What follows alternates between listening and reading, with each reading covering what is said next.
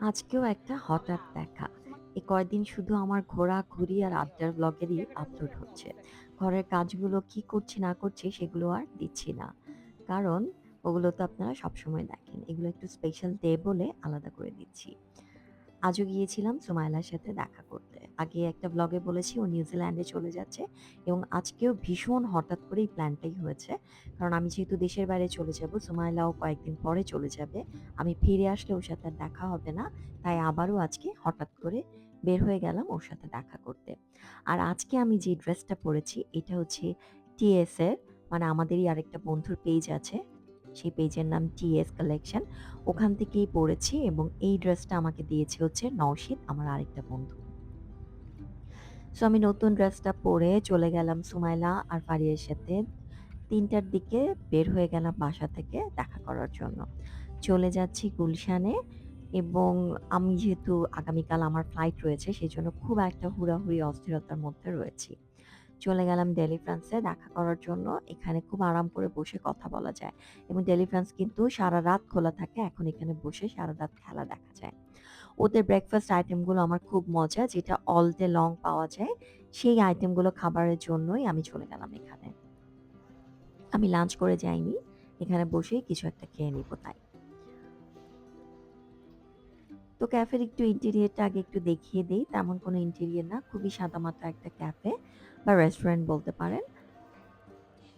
কিন্তু কোজি, বসে আপনি আরাম পাবেন আর আজ বেশ ফাঁকা ছিল, যেই কারণে আমাদের খুব আনন্দ হয়েছিল বসে গল্প করতে। এখানে নানা রকমের খাবার পাওয়া যায়, স্পেশালি ওদের কনফেকশনারি আইটেমগুলো খুবই মজার। কেক বা ক্রসেন বা নানা ধরনের ব্রেড খুব মজা হয়।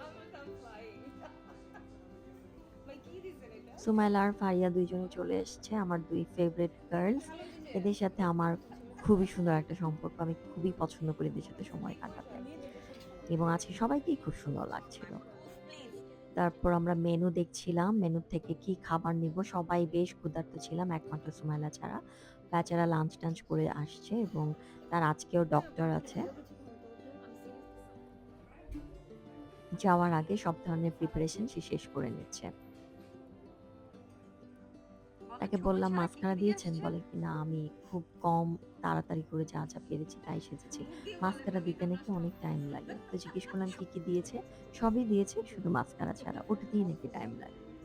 এরপর আমি একটু টমেটো স্যুপ নিলাম, আমার টমেটো স্যুপটা চলে এসেছে। হেলথ কনসিয়াস ফারিয়া নিল একটা স্যালাড। এটাও খেতে বেশ ভালোই ছিল, বেশ মজারই খাবারটা। এই দীর্ঘ পথ চলায় আমরা আরেকজন আরেকজনের সব সময় সঙ্গী হয়ে থেকেছি। এই সুখ দুঃখ কথাটা বাদ দেন আল্লাহর বস্তে প্লিজ। এলাকের সব সময় সঙ্গী হয়ে থেকেছি। শুনতে ভালো লাগবে। এই প্লেট থাকলে তো আমি আরো কাছাইতে থাকবো। আমাকে একটু পানি দেন, একটু পানি দেন না। এরপর যা হলো তা হচ্ছে সুমাইলার হাজব্যান্ডের অফিসের একটা বিদায় সংবর্ধনা হবে। সেখানে একটা স্পিচ দিতে হবে অ্যাজ এ ওয়াইফ হিসেবে। তার স্পিচটা লিখে সেইটা ভিডিও করার পুরোপুরি দায়িত্ব পড়েছে আমার আর ফারিয়ার উপরে। এদিকে সুমাইলা যখন তার এই স্পিচ মুখস্থ করছে লিখে লিখে, তখন ফারিয়া বলছে চলেন নাহিন আপনাকে ফলস পাপড়ি লাগিয়ে দেই। পুরা ক্যাফেকে আমরা পার্লার, টেলিভিশন স্টুডিও সব বানিয়ে নিয়েছিলাম আজকে। আমি জীবনে ২-৩ বারের বেশি ফলস আইল্যাশ লাগাইনি। ফারিয়া আমাকে একটা পদ্ধতি দেখালো যেখান থেকে বের করে, করে আপনি নিজেই একটা, একটা করে সিলেক্ট করে আঠা দিয়ে লাগাতে পারেন।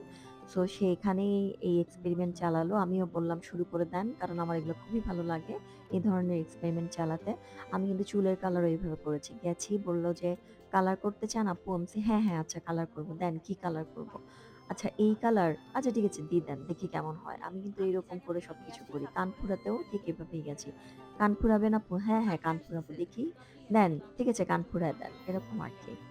সো এভাবে বসে গেলাম আইল্যাশ লাগাতে এবং ২ জনে মিলে এই আইল্যাশ লাগিয়ে দিচ্ছে।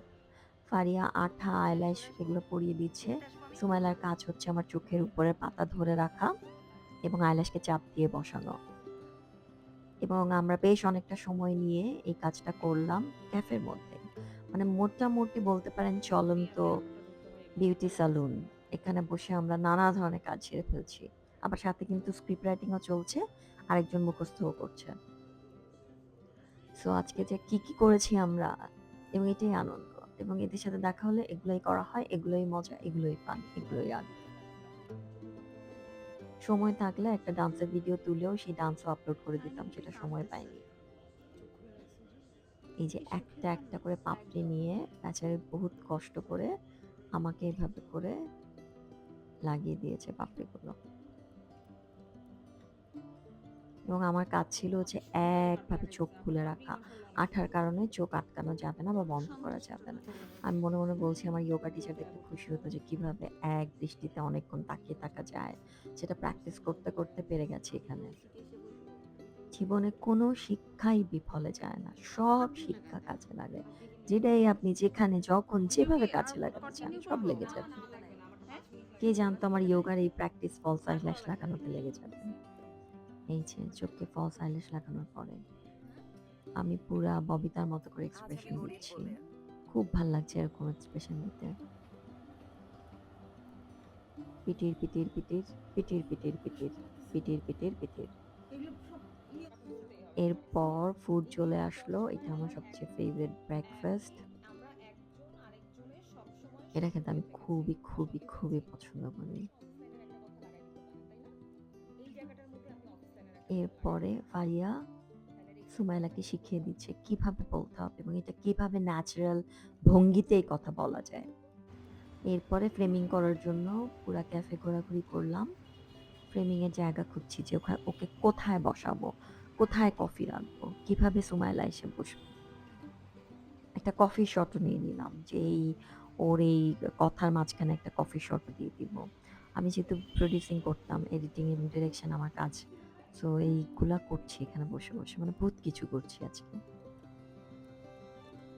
প্যান করে এসে চেয়ারটা ধরলাম কফির কাপ সহ। এরপর কফির একটা সিঙ্গেল শট, মানে সিনেমা কাকে বলে।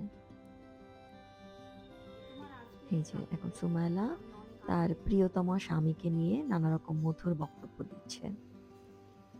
কাট হলো, আবার নিচ্ছি রিটেক। এবং পুরা ক্যাফের মধ্যে মানে শব্দ তো রয়েইছে, লোকজনকে আমরা বলছি শব্দ করেন না, টেলিভিশনে সাউন্ড কমিয়ে দিলাম, বহুত কিছু করে আমি আবার ব্যাক টু দ্য প্যাভিলিয়ন নিজের চোখ নিয়ে পড়লাম, আবার চোখের পাপড়ি নিয়ে বসলাম। চোখে পাপড়ি লাগিয়ে আমার মতো খুশি মনে হয় পৃথিবীতে আর কেউ হয়নি। আমি নিজের চোখ দেখতে দেখতে নিজেই অস্থির। এরপর যে আবার পালা, আবার সেই মন খারাপ।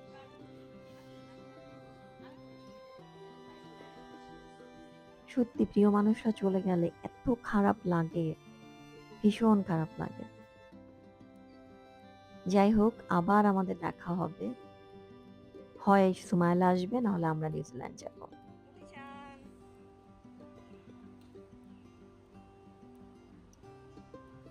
বিদায় জানাতে কখনোই ভালো লাগে না। ওদেরকে বিদায় দিয়ে ভারাক্রান্ত মনে আমি বাসায় ফিরছি।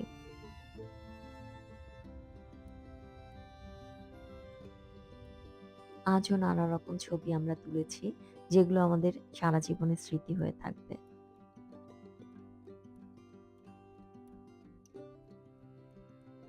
খুব ভালো লাগা একটা সময় আজ কাটিয়ে আসলাম।